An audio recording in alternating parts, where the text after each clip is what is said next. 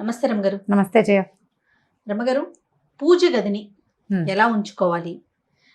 పూజ గదిలో ఉంచుకోవాల్సిన ఫొటోస్ గురించి, దైవార్చన గురించి, దీపం ఎలా పెట్టాలి, ఇలాంటివన్నీ మనం మాట్లాడుకున్నాం కదా.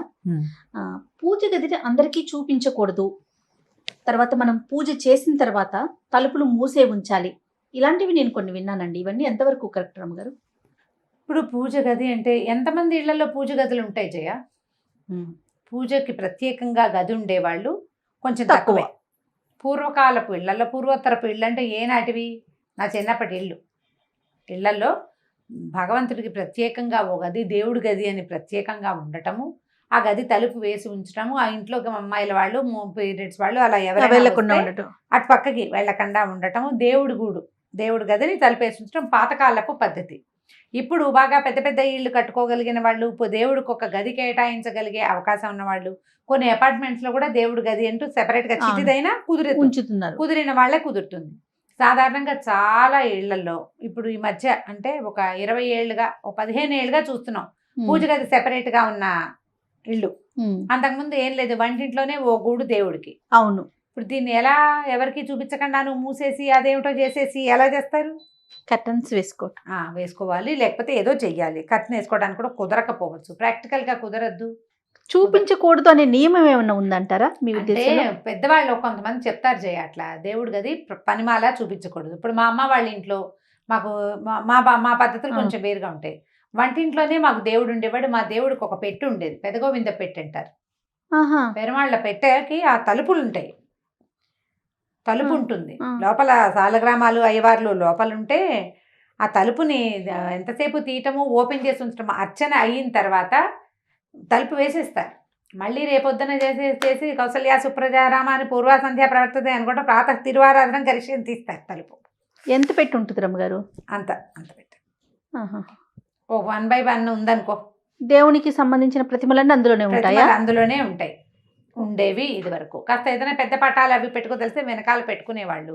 మళ్ళీ కౌసల్య సుప్రజ రామ అని తలుపు తీయటమే అలా ఉంటుంది. కొంతమంది ఇళ్లలో ఆది పద్ధతి. అదేలేండి. కొన్ని పెద్ద గదుల్లోనే ఉండి ఇలా మొత్తం దేవతా ప్రతిమలన్నీ ఇలా అలంకారంగా పెట్టుకుని షోగా పెట్టుకునే పద్ధతులు కొన్ని ఉన్నాయి కదా. ఇప్పుడు చూస్తున్నాం మనం దేవుడి గది ఇట్లా లైట్లు పెట్టడము, బోల్డ్ అని ప్రతిమలు, వెండి బంగారు ప్రతిమలు, పెద్ద పెద్ద దీపపు సెమ్మాలు, మన తాలూకు స్టేటస్ని, మన తాలూకు ధనాన్ని అంతా చూపించే విషయంగా దేవుడి గది ఉండటం కూడా ఒక పద్ధతి. ఇప్పుడు లోకం రకరకాల ఐడియాలు. అయితే ఈ దేవుడి గదిని పనిమాల ఎవరికైనా చూపించకూడదు అనేది సాధారణ నియమమే. అది ఇది దేవుడి గది అంటాం అంతే. తెరిచి మా దేవుణ్ణి చూడండి అని చూపించకూడదు. ఓహో, ఎప్పుడు చూపించచ్చు చెప్తాను. అది కూడా మనము సత్యనారాయణ వ్రతం చేసుకున్నాం.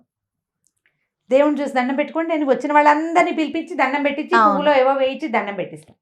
వరలక్ష్మి వ్రతం చేసుకుంటాం, మా అమ్మవారిని చూద్దురుగాని రండి అని తీసుకొచ్చి చూపిస్తాం. అట్లా ప్రత్యేకమైన అప్పుడే కానీ నిత్య ఆరాధన చేసుకునే పూజని అందరికీ చూపించకూడదు, చూపించేవాళ్ళు కాదు. వచ్చిన వాళ్ళు రకరకాల ఇబ్బందుల్లో ఉండుండొచ్చు, వాళ్ళు ఎక్కడైనా ఇబ్బందికరమైన చోట్లోకి వెళ్ళొచ్చి ఉండవచ్చు. కాబట్టి వాళ్ళని దేవతా వాటిని ముట్టుకోవటము అవి చేయకూడదు. గబుక్కున్న దేవతా మందిరాల్లోకి ప్రవేశించకూడదు. మనమే జాగ్రత్తగా ఉండాలి. వాళ్ళు చూపించినా అలాగే అని మనం యువతలకి రావడం మన మంచి పద్ధతి. కొంతమంది చూపిస్తారు, అది షోలాగా ఉంటుంది. వాళ్ళు ఎంత బాగా పెట్టుకున్నారు దేవుడి గదిని అలంకరించుకోవటం. నిజానికి వాళ్ళ ఇళ్లలో ఆ పద్ధతులు ఏం లేవు, క్రమంగా నేర్చుకుంటారు. ఎంత బాగా పెట్టుకున్నామో, ఎంత క్లీన్గా ఉంచుకున్నామో పైనుంచి ఒక గంట వేళ్లాడుతుంది. ఎన్ని ప్రతిమలు ఉన్నాయి, చక్కగా వెండి బంగారు ప్రతిమలు, దీపారాధనలు, చక్కగా కలశాలు, ప్రసాదం పెట్టుకోవడానికి ఓ పళ్ళేలు, వస్తువులు సగం. ఇదంతా ఏమిటి? ప్రదర్శన, ఆరాధనలో భాగం కాదు కదా. ఇప్పుడు ప్రదర్శన వస్తువుగా నీ పూజ గది ఉన్నది ఉంచుకుంటావు అంటే ఇక దట్స్ అప్ టు యూ. కొంతమంది చేస్తారు అట్లా, వాళ్ళకి చూపించుకోవాలని ఉంటుంది. ఇక వాళ్ళని మనం చేసేది ఏమీ లేదు. సాధారణ నియమం అయితే ఇది. సాధారణ నియమం అయితే దేవుడి గది ఊరికే ఒక గ్లాన్స్ చూస్తే ఓకే, అంతేగాని తలుపు తెరిచి ప్రతిదాన్ని ఇదిగో ఇక్కడి నుంచి తెచ్చాం అలా చూపించడం అంత మంచిది కాదు. దీపం వెలిగించేటప్పుడు, దీపం వెలుగుతున్నప్పుడు దేవుని గదికి ఉన్నటువంటి ఈ డోర్లు క్లోజ్ చేయొచ్చు.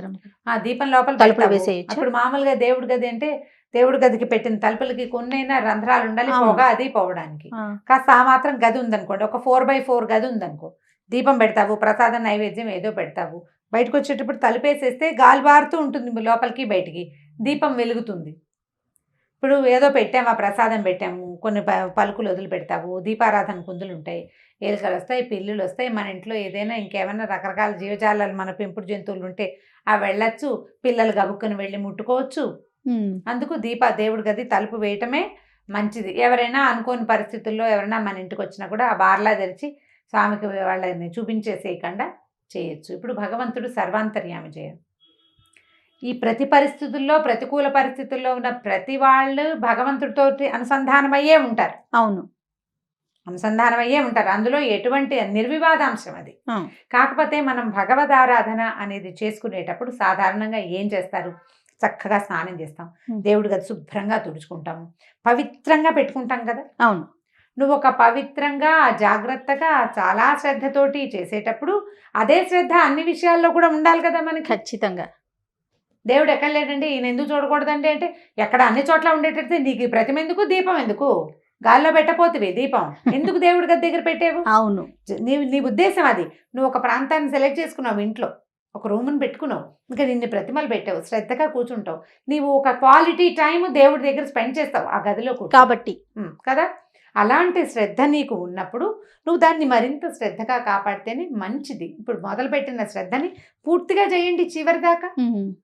అది ఇతరుల దృష్టి నుంచి, ఇతరులు తెచ్చేటువంటి అపవిత్రమైన పరిస్థితులు, వాటి నుంచి, ప్రతికూలమైన పరిస్థితుల నుంచి, నెగిటివిటీ నుంచి మీ దేవతా స్థలం తాలూకు పవిత్రతని కాపాడుకోండి, ట్రై చేయండి దానికోసం.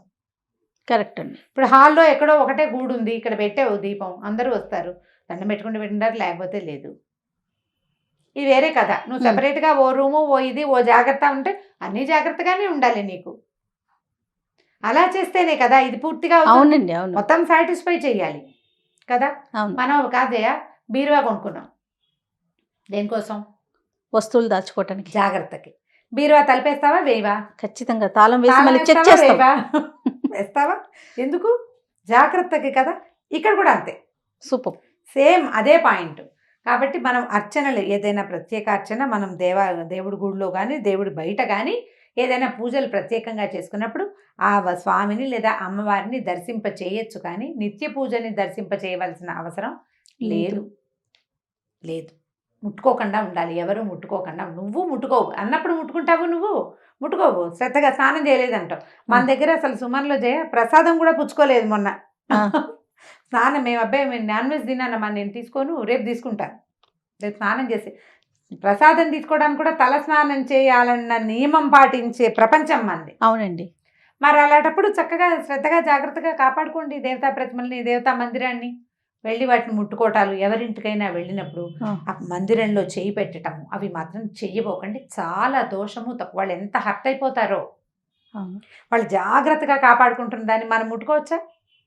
దేవుడి మందిరాన్ని ముట్టుకోకూడదు, దండం పెట్టుకోవాలి అంతే. తప్పితే మందిరాన్ని ముట్టుకోవటము, అబ్బాయి ఈ విగ్రహం బాగుందని టకీమని లేపి చేస్తారు కొంతమంది, అలాంటి వాళ్ళు ఉంటారు. ఆ పనులు చెయ్యకూడదు, అస్సలు ముట్టుకోకూడదు. సో పవిత్రంగా చూడటమే మంచిది. మనం పెట్టుకున్నప్పుడు అది నీకు ఆ పద్ధతి ఉన్నప్పుడు నువ్వు దాన్ని అలాగే కాపాడుకుంటూ తీసుకెళ్ళి ముందుకి. రైట్ రామ్ గారు, నమస్తే. నమస్తే.